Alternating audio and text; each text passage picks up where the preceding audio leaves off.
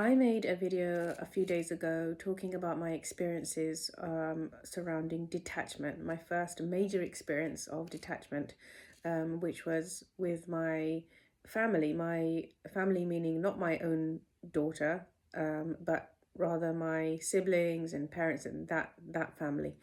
And I wanted to mention a few more details that I feel are quite important that I also experienced as a result of that detachment.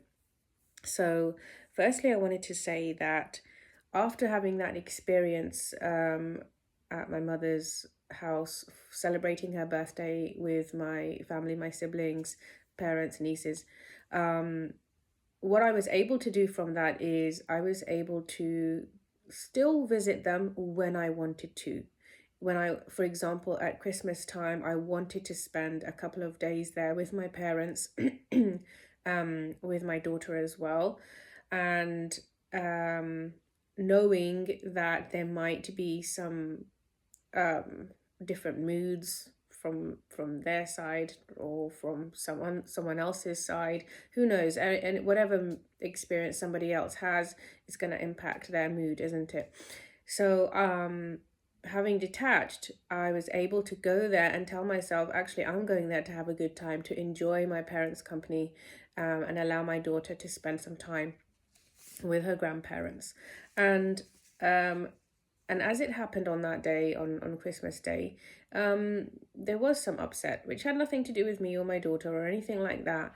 But as a result of the detachment that I had experienced, I was able to have a great time despite the emotions of anybody else, of everybody else.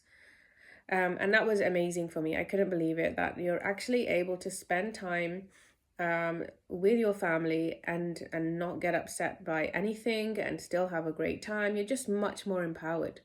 You can make decisions about yourself for yourself so much more easily, and and they work. Nothing can go wrong because you tell yourself, I'm going there to have a good time, and nothing's gonna shake that at all. So I had a great time with my parents, and my brother, and it was fantastic. So that is one of the major benefits of experiencing this. So when you haven't detached, sometimes you might feel, actually, there are people, it doesn't have to be family, but anyone who's in your life, you feel like you need some space. And that's okay too, because they're still impacting you. You might impact them, and you get entangled. And that for that reason you feel like you need some physical distance. But once you have cut the cord, the emotional cord, you don't have that experience anymore. You don't have to, should I say, have that experience. You're much more empowered. You're much more able to take care of your boundaries. It's just so much easier to do that. So that was one of the major benefits. And I wanted to also mention, because I made a note of this, is that this is just one form of a detachment that I experienced with people. But there's so many more attachments actually that we have in our lives that we aren't even aware of, and I'm still not aware of. Attachment to children, to work, home, objects, to concepts, to ideas, attachment to outcomes, to expectations, attachment to our bodies, how our bodies should feel, mind. So many things, and because of that, because we're attached to so many things, and some of them we're aware of, we can't actually force it.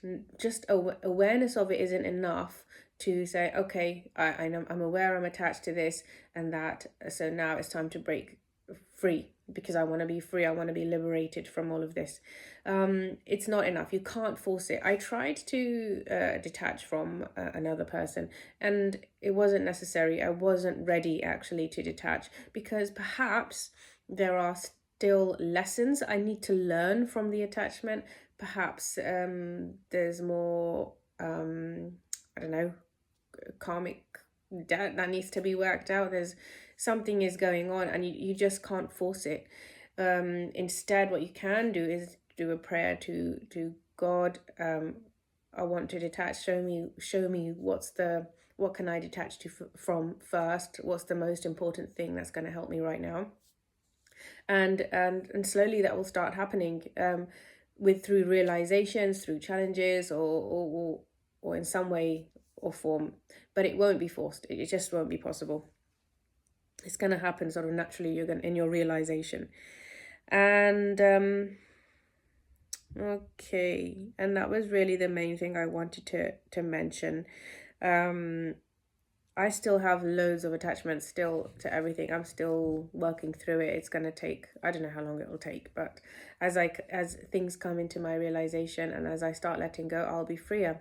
And I think that it's more about placing trust in God, letting go of fear and just staying more present. And even that, learning to be present, what does that actually mean? That's my next that's part of my next step as well. That's been my experience.